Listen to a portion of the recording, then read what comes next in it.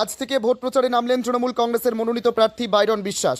প্রার্থী ঘোষণার পরে সাগরদিঘি তৃণমূল কংগ্রেসের মনোনীত প্রার্থী বাইরন বিশ্বাসের নেতৃত্বে ভোট প্রচারে বিশাল র্যালি।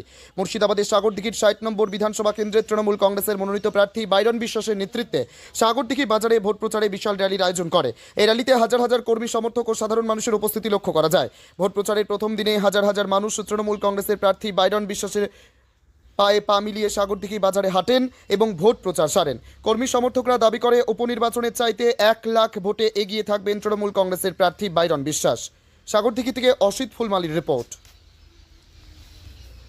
কারণ হচ্ছে বাইরন বিশ্বাস নয়, এর কারণ হচ্ছে একমাত্র দিদি, একমাত্র অভিষেক দা।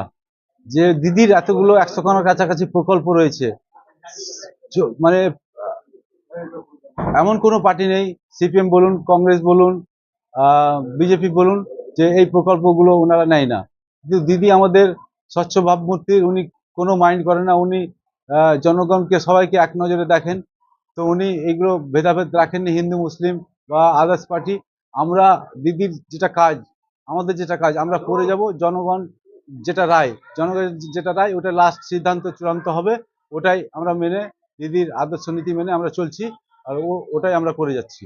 আজকে জনজোয়ার একমাত্র দিদির কারণ, দিদির উন্নয়নের জন্য।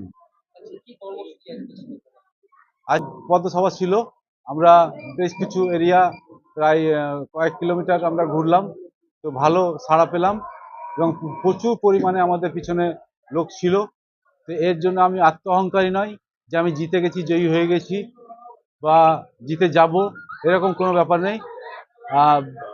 বিরোধীরাও যে বিজেপি আছে, ও বলবে আমরা জিতবো, কংগ্রেসও বলবে জিতবো, সিপিএমও বলবে জিতবো, কিন্তু আমরা জিতবো বলছি না। আমরা বলছি জনগণের রায়, শেষ রায় হবে, জনগণই বেছে নেবে কাকে চাই কাকে চাই না।